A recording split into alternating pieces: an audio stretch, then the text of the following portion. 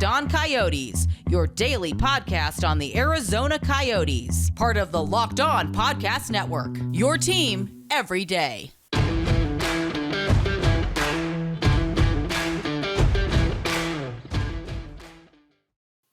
Welcome to the show, everyone. This is Locked On Coyotes. On Friday, I am Robyn Leaño, joined by Pavlock. We are just getting ready to discuss Arizona Coyotes versus Anaheim Ducks, and maybe just a slight bit of Kraken too, just maybe fit that in like somewhere, just a little bit, because we have a lot to get to in today's episode. Quite a bit of Coyote stuff. Because the last 24 hours was an interesting development. We had quite a bit. A little news piece that might be interesting to you guys. Before we get to that, though, I want to thank all you guys for making Locked On Coyotes your first listen today. We are free and available absolutely everywhere you get your platforms, including on YouTube as well as on Facebook. So be sure to follow us over there. But let's get started. Starting off with Carl, today's first topic of today. The Arizona Coyotes claim our good friend off the waivers. Let us know. Yeah, so the Coyotes have claimed Scott Wedgewood from waivers. Previously served as a backup goaltender for the Yotes. I forget what year it was. 2017? Yeah, that sounds right. I believe he was the first backup goaltender for goaltender Antiranta, and part of the trade that allowed the Coyotes to acquire Darcy Kemper. Kind of an unusual move. I'm not saying I was too surprised. Something that we had discussed yesterday was what's the team going to do with Prosvetov? Because then we were talking about, playing him and what's the best place for that. I think we are of the agreement that the best place for him to play is in Tucson. Mm-hmm. So this will free him up, allow him to be reassigned to the Roadrunners, which he already has been, get some more consistent game times there. And then depending on what happens with Hutton, we'll see down the line.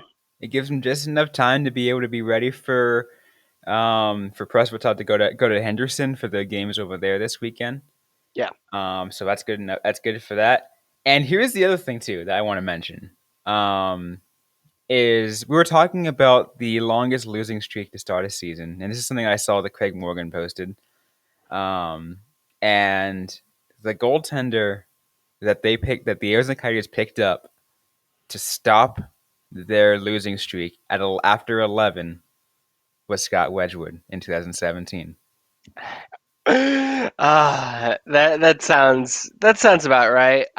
It's just kind of funny because normally when you see a team make this kind of move before, like it's like an executive or a general manager, like kind of like Lula Morello acquiring Zach Parise again. You're like, okay, yeah, I see that. He did that before. I don't think there's anyone with the team now that was with the team then. Like, it's such a weird like legacy move. I found it very funny that Craig Morgan reported that he was coming from Los Angeles, which is the team that we traded him to last time. And it's just kind of funny how the coincidences like that happen. I think it's a smart pickup no matter what. And it's like a very nice move for the team who knows that they're going to be bad in net, but is finding a way to be less bad in net. It feels a necessary need to make sure that while Hutton is injured, obviously we got to figure out what's going to happen when he gets healthy again, and to make sure that that Vejmelka doesn't get too overworked the next 2 weeks. Yeah. I mean, especially with the back-to-back coming up this weekend, there's a back-to-back next weekend as well. Like, it's going to be very tiring for Vejmelka. And this, I think, is going to allow him to be rested a little bit. I think the team was probably hesitant to put Prosvetov in there for, the quality of competition was one thing, but just in general, he's a very young goalie. Needs to be like molded into an NHL player. you don't necessarily have that same issue with Scott Wedgewood. Uh, he's not going to be getting too much better. I think we're kind of at the point where what you see is what you get. But competent backup goalie with some experience, I think that's should be a good opportunity for the Coyotes. Should be a good opportunity for the Coyotes, and definitely help them survive.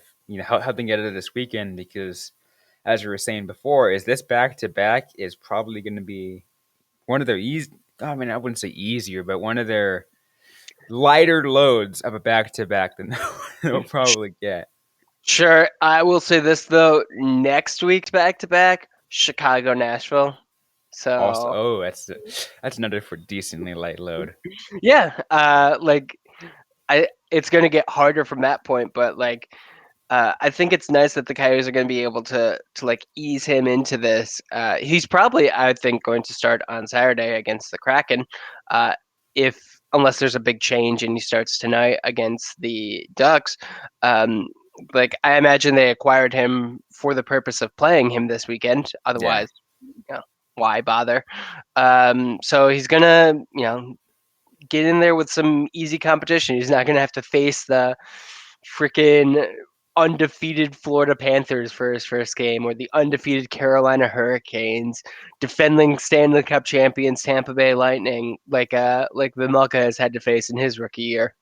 up against a struggling Seattle Kraken team, expansion team. Yeah, That's a decent way to draw in.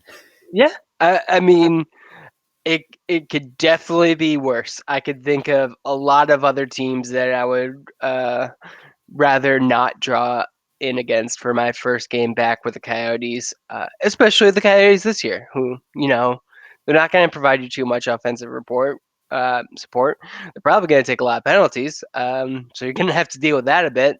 It's tough to be a Coyotes netminder. Yeah, and that's why that, as you were mentioning at the beginning, that it is really good that Ivan Prosvetov is sent back down to Tucson because that's where he'll get his best reps. Yep. I think that was universally considered the best spot for him going into the season. Mm-hmm. Um, I know that there was probably some concern about what is that going to be with injuries? Like how long are you going to keep him up? Is that going to take away playing time? I think ultimately I would need to look this up. He's been up for like 2 or so weeks. Not bad. He gets some NHL practice in there, a couple games against higher quality competition, but he needs to be spending most of his time in Tucson. So this is definitely the right move to protect the future, to continue development, which is what this season is supposed to be all about: developing players. Developing players, and that's why, and that's why we're saying a lot of players are best suited down in Tucson.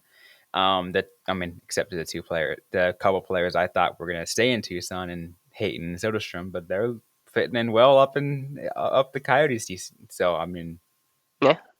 it shows that like you can be wrong about players' stage in their developments. Yeah, I mean, you really don't know until you see it, because I think there was definitely reason to doubt that Hayton was ready, but once he actually plays in an NHL game, he's shown what he can do. I think Soderstrom has definitely made a few kind of rookie mistakes, but his game's not horrible. I don't see him being reassigned anytime soon, especially with Timmins being out for the full season, which we learned earlier this week. Development is kind of one of those you make a prediction and then you wait for it to actually play out in real time, and sometimes your prediction is way off. I like to think that hopefully we tend to be fairly accurate, better than a coin flip, just because we take the time, we have a good idea of what's going on, but we're not seeing the practices every day. We're not seeing having the conversations with the guys in the locker room. There's a lot that goes into being an NHL player. Absolutely, I'm trying to look at the any other stats to take a look at. Get ready, but because I was just trying to look at goalies, but I'll talk about that as we get into the next segment to talk about previewing the Coyotes versus the Ducks tonight at 7 p.m. Arizona time. And this is over in Anaheim. So we'll get to that in just a sec. But first, I want to tell you guys, Thanksgiving, of course, it is that time of year, and maybe you want to switch out a dessert for a really unhealthy dessert for some Built Bars instead, because Built Bar is delicious and you can feel good about eating them too because they are healthy.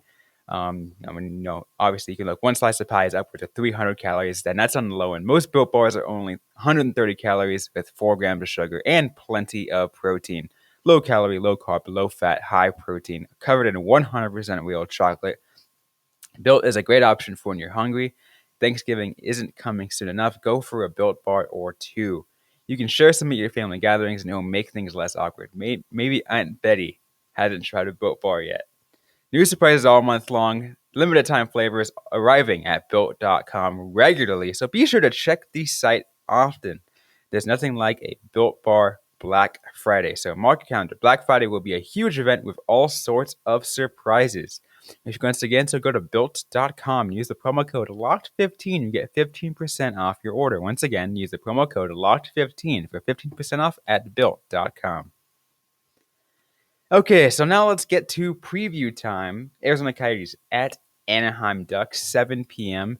over at the Honda Center in Anaheim, California, wonderful Orange County, just south of LA. Like I was mentioning, goalie is Carl, and obviously it's unconfirmed yet because we're still, quite a bit of time, hours away, and teams probably haven't really had morning skate yet by the time we're recording this. And but it seems that Daily Faceoff is predicting, and obviously this is like I've mentioned before, they are decently accurate. Karel Vejmelka tonight for the Arizona Coyotes. John Gibson for the Anaheim Ducks. Neither surprises me. I wish it wasn't Gibson, just because he is a phenomenal goaltender who is able to drag a team kicking and screaming into a win, unlike pretty much any goaltender in the league, I think. And I mostly think that because he has been with the Ducks for so long. Anaheim is definitely not a team that you can necessarily sleep on. They're not a good team, but they're currently fourth in the Pacific Division. They've gotten a couple of impressive wins. They're on a 2-game win streak.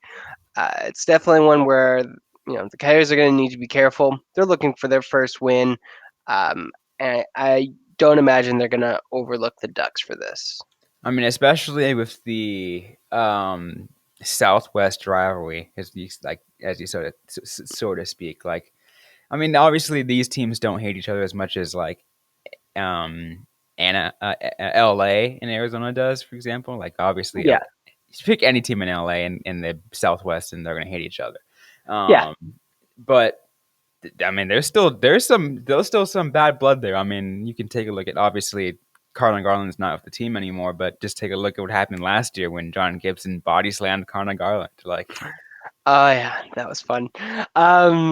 It's definitely a thing where Gibson himself is a Coyote killer, just a player who always brings his best. And I think just everyone on this team has something to prove right now. So I hope that's going to do well. I think there's also a fair amount of people from Vancouver. And they also have that Pacific Division rivalry with the Ducks. I'm not sure how things go with Canucks games and Ducks games, but division rivalries can be pretty intense and doesn't need to necessarily change if you're moving to a different team. Exactly. Trying to see anything else, something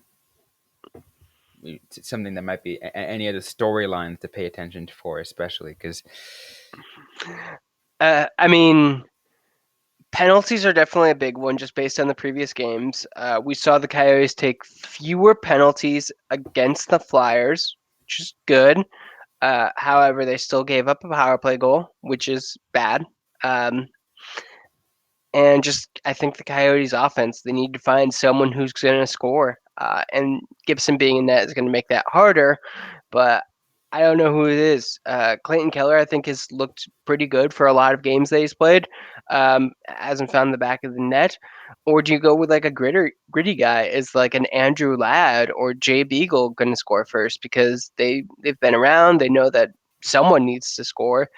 Uh, that's it's a big question this season in general, but I think especially after a 3-0 shutout, uh, who scores is a big question. I mean, not only just a 3-0 shutout, but especially the way that 3-0 shutout ended. Like the lose last 2 goals were just heartbreaking. Yeah, they Um, they really were. Um, I would say the Coyotes power play is important, but they haven't gotten too many opportunities. They didn't get one against Philadelphia. If they can get a power play, like they gotta take advantage of it in a way that they haven't yet. yeah, exactly, and it's weird because both these teams are similar stories too. As we were saying, like obviously both rebuilding teams. One is just starting a rebuild. The other is mid rebuild. Yeah, So like obviously they've already got things going. They've already got pieces in place. They got their new guys like Trevor Zegras and Jamie Drysdale and Mason McTavish coming up and all through the pipeline. So they got they're about 2 steps ahead. But again, they're in terms of quality of play. This should be an interesting game. yeah. If you're kind of curious what the Coyotes rebuild is going to be like, long term, 2 to 3 years from now, the team will probably be similar to where the Ducks are right now, which is not great. Like they're not in a cup contending spot yet, but they're getting better. They currently have a playoff spot. I think I would need to check the wild card standings. They're fourth in the Pacific. Um, 10 points. Yeah, currently have a wild card spot. So like they have been improving year to year. It takes time. Like these are young players that are being drafted and developed, and that takes time. There's no way to rush that. And when teams try and rush it, it seems to be it goes badly for them. I had to take a look at the standing when you say they're currently in a wild card spot, and I took a look at the top 4 teams in the Pacific Division. I'm like, what the hell is going on? Yeah, I'm like, these do not seem right. Top four in the Pacific for listeners at home. You got the Oilers, the Flames, the Sharks, and the Ducks. How? I don't What? know. I truly do not know. That is just kind of mind blowing. Right behind the Ducks is the Golden Knights with one more win, but uh, the Ducks have 3 loser points. Same with the Flames, 3 overtime losses. I think that's maybe helping boost the rankings a little bit. Also, the Ducks do have a game an extra game, so Sure, like I don't imagine the Golden Knights are going to stay at the bottom for this entire season. especially when obviously it won't be until the end of the season. Actually, it won't make a difference. I was gonna say Eichel now, but that's like Yeah, what? That's not till like February or March. Like, oh wait, never mind. yeah. I don't know what the recovery time for his surgery is going to be. I imagine it's going to be quite a bit. They It said honestly three to wouldn't. five months. Yeah, it wouldn't surprise me if they're just like, no, stay out, and you'll start next season fresh with training camp, unless they're like pushing for you know a deep playoff run. Who knows what they'll be at in that? But they didn't get like noticeably worse with the trade, which is I think what maybe a lot of people expected. There was the rumored Calgary thing, and I think that would have made the Flames like much worse in the short term. uh, Vegas, I think they'll be okay. I'm comfortable saying that Vegas is probably going to make a playoff spot this year. Yeah, absolutely. The question is like, who's the fluke? Who's the dud among that the Pacific Division that's just gonna flame out? And that's a really tough call because they do seem to be plenty of teams that are flaming out. I'm honestly just kind of like the whole Canada division. I've talked about this before. Really, like impacted, I think, how we see the Canadian teams. So like seeing the Flames and the Oilers at the very top and the Canucks at the bottom, that just seems very strange to me. Uh, I also should mention that all of these teams have won way more games than the Coyotes, who have won zero, and way more than the Blackhawks, who are at the like also at the bottom of the Central Division, who have won ah won one game. So we're talking about the Kraken and the Canucks being bad. Like they're nowhere near the absolute worst of the NHL, which is where the Coyotes are. Yep, and exactly. Which is why we're saying, next week when it's Predators and Blackhawks back to back. Yeah, that'll be an easier one. Although, let's see, Predators, they're also fourth in the division. Uh, Yeah, but look at the rest. I mean, the Stars are somehow fifth, and the Avalanche are sixth. Like, this is true. What's going on with the Avalanche right now? I find it fascinating. I hope no. Let's see. We need the Avalanche to win so we can get the best return for Darcy Kemper. Uh, and we want the Montreal Canadiens to at least bounce a little bit back and finish at least in 11th. yes. Or the Carolina Hurricanes completely fall apart and also finish in the bottom 10 because that would help the Coyotes. If both Montreal and Carolina, uh, with so many picks right now, it's like weird to think about like the rivalries because I do not like the Colorado Avalanche like team, but I want them to do somewhat well so we get a decent return. It's Right. being a hockey fan is always fun when you're like got other teams picks. It's way more fun. Exactly. Any final thoughts though on previewing tonight's Ducks game? What do you want to see out of the Arizona Coyotes? A key to victory. I want to see a quick start. I want to see them get on the board in the first period because they seem to be much more comfortable playing with a lead than they do playing down a goal. Um, and I think it'd be a good sign that they could actually generate offense if they can get a goal in the first, say, 10 minutes of the game. A good example of that was when they played for the lead for a good portion of the time against Carolina. Yeah. And that showed promise. And if they can do that, then yeah, you're right. I do think that that can really show something there. Yep, definitely. Anyways, we still got more to get to on this episode. We will get to predictions and bets coming up in just a sec. But first, Carl has a quick word from one of our sponsors. So we're back and better than ever. A new web interface for the start of the basketball season and more props, odds, and lines than ever before. BetOnline remains your number one spot for all basketball and football action this season. Head over to our new updated desktop or mobile website to sign up today and receive your 50% welcome bonus on your first deposit. Just use our promo code LOCKEDON to receive your bonus. From basketball, football, NHL, boxing, and UFC, right down to your favorite Vegas casino games. Don't wait to take advantage of all the amazing offers available for the 2021 season. BetOnline is the fastest and easiest way to bet on all your favorite sports. BetOnline, where the game starts. Okay, so now let's go ahead and talk about predictions and bets. First, let's actually go through the betting lines because that's the best way to start. Sure. Today is this last final segment. These betting lines, once again, as always, courtesy of our friends at betonline.ag. Arizona Coyotes, once again, 1.5 underdogs at -168. Sure. Plus 159 on the money line for the Arizona Coyotes, -176 for Anaheim. Total points at 5 flat. 5 flat. You could really tell that they do not expect much from these two teams. No, they don't.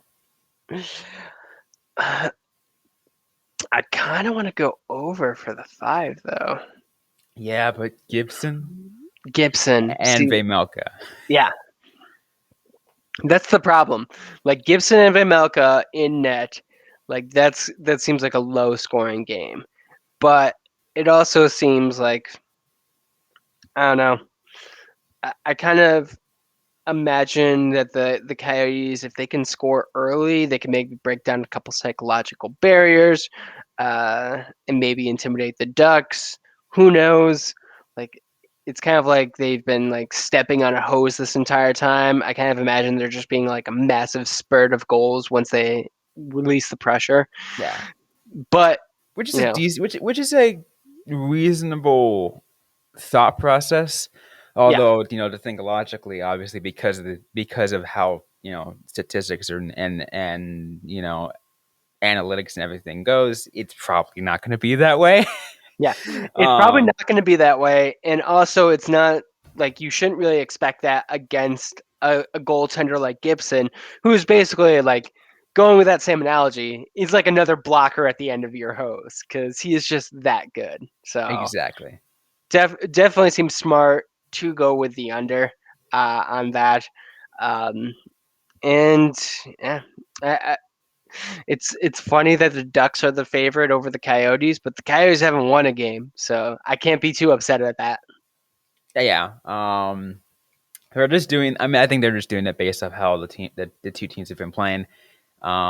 It sucks because Arizona has been playing tougher teams. Yeah.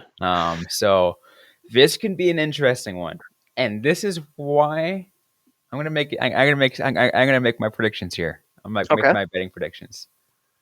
And I don't do this very often. I think I've only done it once before, and it was a terrible mistake. But I won't. But I won't do. But like I will do it again this time. Okay. Money line Arizona. Hmm. And under. I like them. I can agree with both those. I think you're right. Arizona has been playing a tougher uh, quality of competition. Like I said, the Ducks have won their last 2 games, but they played the New Jersey Devils on Tuesday, and they played the Montreal Canadiens on this past Sunday. Not exactly the top teams in the NHL. Um, Yeah, they all the Coyotes' last teams. I mean, with the exception of the Flyers, they were like 17, but we're top 6 teams. Like, Yeah, and we saw. I think the Coyotes played a better game against the Flyers than they have for a lot. They just mm-hmm. didn't get the scoring. So I think that's right. I think that they've just gotten used to playing a higher quality of competition, and if they can keep up that pace, I think they can beat the Ducks. Like you said, I would still go with the under just because it's Gibson in net, and he's just a phenomenal goaltender who's going to make those saves. And I think, and from what we've seen of Amelka, he can keep the Coyotes in the game as need be. I don't want to compare him too much to Gibson, just because rookie year he's played less than 10 games. I'm not going to anoint him as one of the best goaltenders in the No, league you're not right gonna know him now. as one of the best goaltenders, but you will say that like he has been impressive, and He has impressed me. I go based off trends. Yeah. Yeah, and we're seeing Vimelka today. Like I more am concerned about him falling apart later in the season, just because it's a very long season. But I think he's shown that he's solid. The team is very comfortable in front of him, so I feel like this is going to be an interesting game to watch. It will be an interesting game to watch. But once again, my bet online picks of the game: Arizona Coyotes on the money line plus 159 and under 5, which is at plus 123. So it's also a non-favorite. My final score prediction, Carl, is going to be uh 3-1 Mm, Coyotes. that's actually what I was going to say as well. 3-1 Coyotes. Who do you have getting the game winner? Game winner is going to go to Clayton Keller. It's a good one. I'm gonna go Christian Fisher. I feel like he's worked I like hard. it. Yeah, I think he gets rewarded. I think I do think Keller gets a point tonight, but I don't think he gets the game winner. Okay, I like it. I like it. So we both have the same scores. And again, you have my betting picks courtesy of betonline.ag, the exclusive online sportsbook for the Locked On Podcast Network. I have to say this to everybody who are deciding to use any betting site is, guys, please gamble responsibly. If you have a problem, uh, there are resources out there to help anybody with a gambling addiction. Yep. Definitely look it up. I know Arizona has a phone number that you can call, which is really good since I imagine most of our listeners are in Arizona. Arizona legalized sports betting during the off season, so have fun responsibly. Exactly.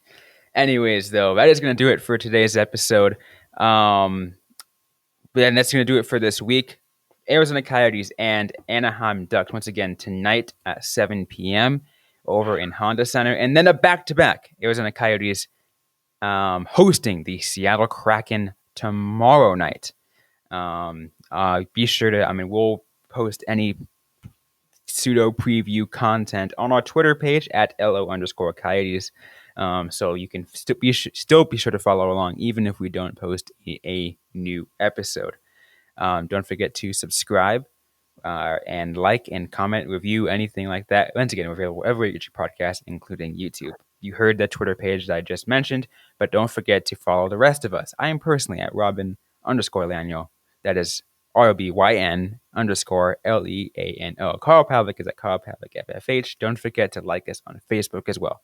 We are facebook.com/LockedOnCoyotes. Send us a message. Interact with any one of our accounts, and we can answer any questions right back or on a future episode of the Locked On Coyotes podcast. Thanks again, everyone, for listening to today's episode.